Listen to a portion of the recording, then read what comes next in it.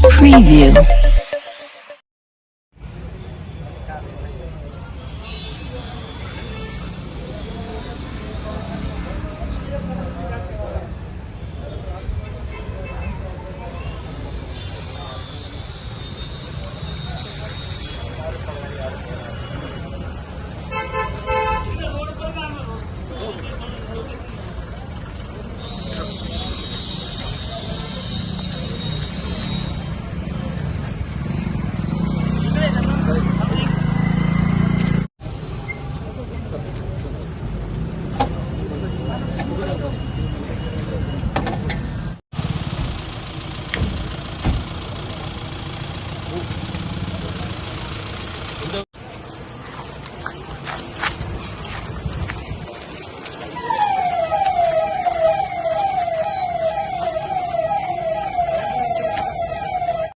आप सभी का स्वागत है महाराष्ट्र न्यूज टीवी में।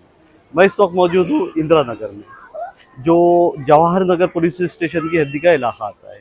यहाँ पर दो आरोपियों को लाया गया, जिनके ऊपर आरोप है कि उन्होंने मारतोड़ की, धमकी दी जान से मारने की और किसी के ऊपर हमला किया। इस केस में इन्हें कुछ इंक्वायरी के लिए या फिर और कुछ इस पे जो वेपन इस्तेमाल हुए थे, धारदार हथियार से हमला किया गया, ऐसा आरोप इनके ऊपर लगा है। तो उसी सर्चिंग के लिए पुलिस ने उन्हें आज इस इलाके में लाया गया। पूरे इंदिरा नगर में इनका एक तरह से कहा जा सकता है जुलूस निकाला गया और उन आरोपियों को पुलिस ने अपनी हिरासत में लेकर यहाँ से गया। इस पूरे केस की जानकारी हमें दी जवाहर नगर पीआई सचिन कुंभार सर ने। देखिए उन्होंने इस पे हमें क्या कहा।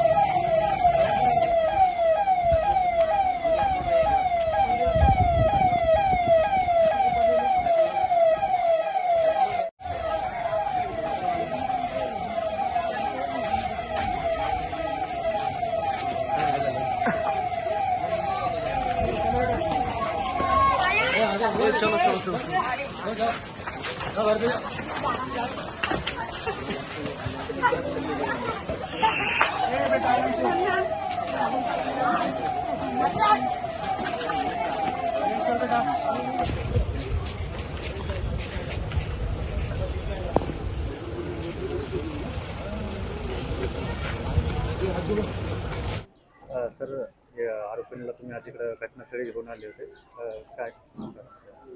3 मार्चला इंदिरानगर परिसरामध्ये दोन दलित आणि मुस्लिम या दोन्ही गटामध्ये मारामारी झाली होती।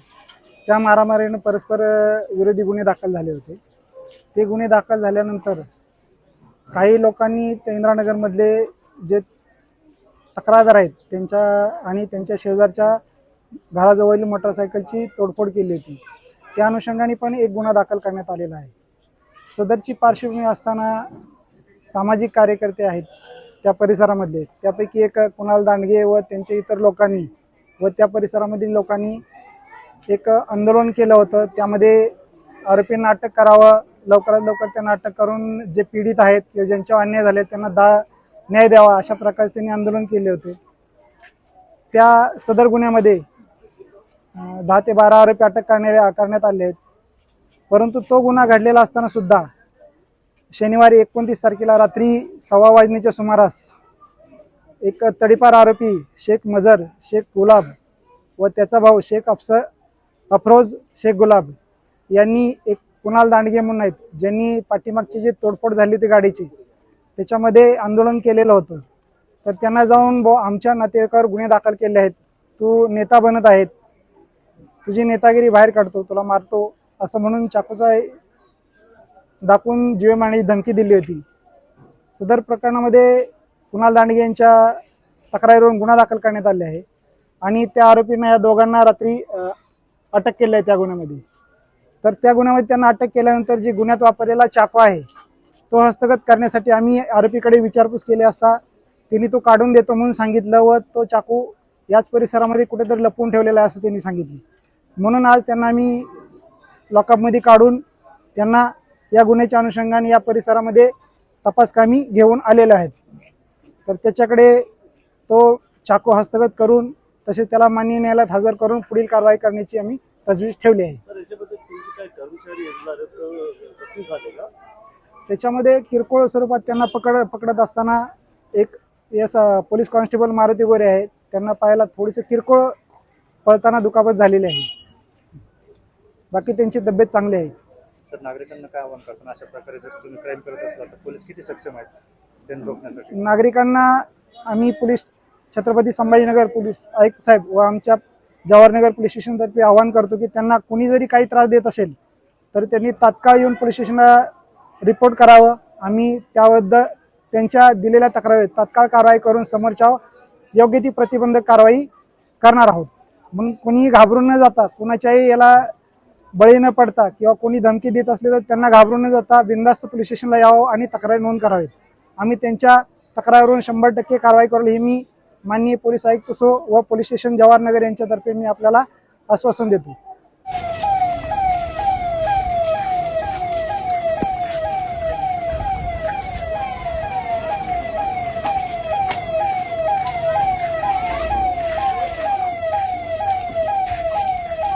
ये पूरा मामला रहा। इस तरह से इन आरोपियों को लाया गया और पूरे इलाके में इनकी दहशत ख़त्म करने का काम एक तरह से पुलिस ने किया। इस खबर पे आप क्या राय रखते हैं? कमेंट कर ज़रूर बताएं। मैं शाहब यासीन, महाराष्ट्र न्यूज़ टुडे, औरंगाबाद।